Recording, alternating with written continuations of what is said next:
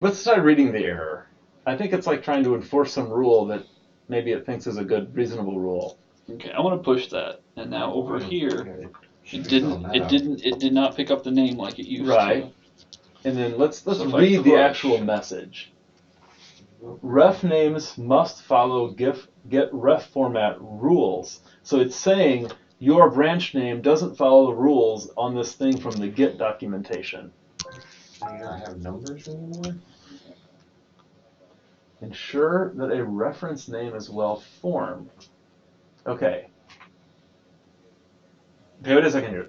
Let's read the rules. Can you like hit plus so our readers along can read the rules? Okay, so they can include slashes for hierarchy. They must contain at least one slash. Look at rule 2. What?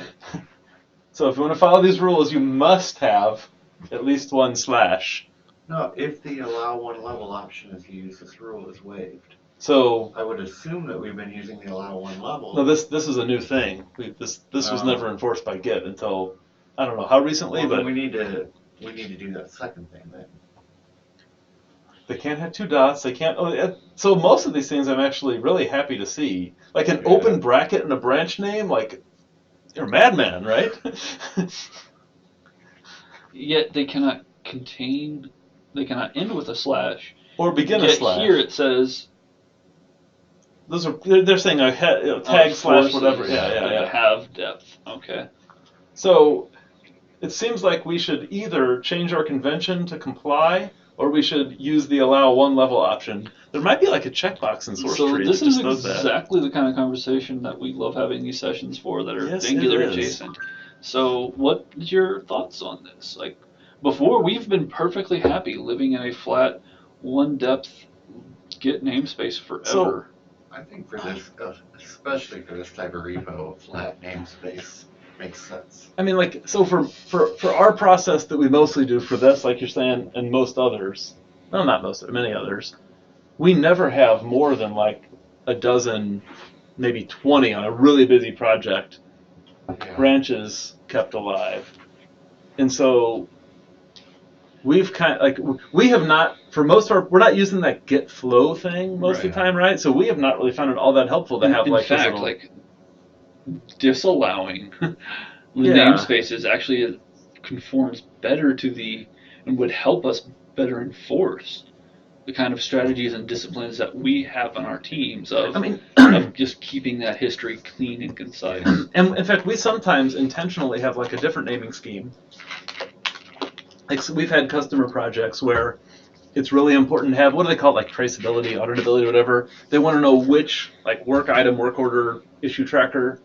And like we've actually said, oh no, you have to start every branch with the name of with the number of the work item it's for. Right. So we've had all kinds of rules, but I mean, you could just like defeat it in a trivial way, right?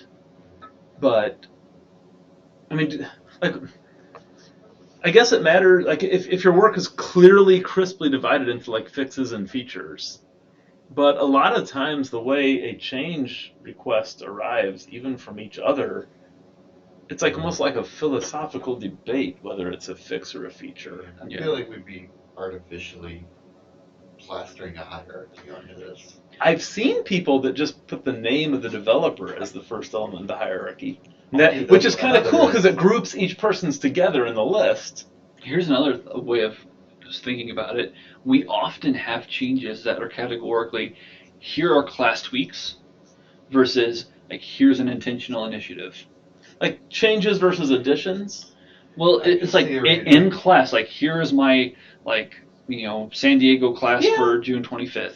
Yeah, I mean, so I would not be opposed to just like picking our own variation of this and experimenting it with, because like this is the thing we do all the time, right? Yeah. We take a thing people are doing and we experiment with it in like this class curriculum. We're like, it's like, I mean, I say it's just us. The number of people who contribute to this is actually a lot more than the people in this room, right? It's like 10, 20 maybe people sometimes occasionally contribute. But still, it's just us in the sense that everybody knows each other. Everybody knows who to call. So yeah, let's just make up a convention that seems fine and try it. I do like that convention for this one. So what? The Class tweaks versus concentrated effort. So we need like Because short would single help toward words. I know, it would help toward these review sessions. And it's like, today we're just going to look at everybody's tweaks that they made. How You don't have about to go navigate. You how got about a folder yeah, go full of ahead. them. How about if it's like tweaks, like additions, and like reorganizations? How about those as the categories? We don't We don't. typically leave reorgs hanging, Yeah. do we? Yeah. And this usually No. reorgs It's usually one at a happen in time, the. too. There's not Yeah. a bunch of them. They typically happen like as part of an addition. So there's basically we have tweaks and significant changes to the two categories. Yeah, I would say then let's just start with two also until we. Yeah. So Like, let's not create categories that we can don't someone use. propose a one-word name of each of the two of those? Tweaks, additions. Go for it. So this one is an addition, right? So yes, this would be. So does it make? I think this means that you should have named your local branch correctly, not type in a different name here. Yeah. So you should hit that branch button again and do the local name. Just rename the branch. Additions Slash. Cypress would be our Yeah. bit here. And then now just a single push should just work, right? Will it? Please. Oh, come on. Why? Ooh. Like what? What can the thinking be to make us retype the name? What? Oh, come on. And there's no. We followed the rules. Well, let's double check. Wait. The remote branch empty string. Look at the empty string. Okay. It thinks the name of Okay. the branch. So Wait, this- you said you had to like Uh-huh, press. uh-huh. Yeah. So on the Mac, if you rename this branch, you actually have to hit enter. Yeah, I'm not on a Mac, mind you, but it actually loses that string unless you hit enter. And here that did not seem to matter. Try tabbing out of it.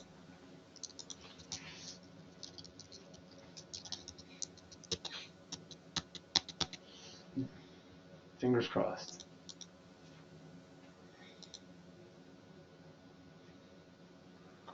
So you tab One- out of it, then you uncheck it, and then check it One of again. those. I don't know which. So of you do those. like Say- 3 push-ups and 4 pull-ups. This is a fantastic advertisement for SourceTree. In their defense, they don't charge money for it yet. Now they have an enterprise version they started selling. So if that one had these problems, it'd be a little more. But for a free thing, little generous, right?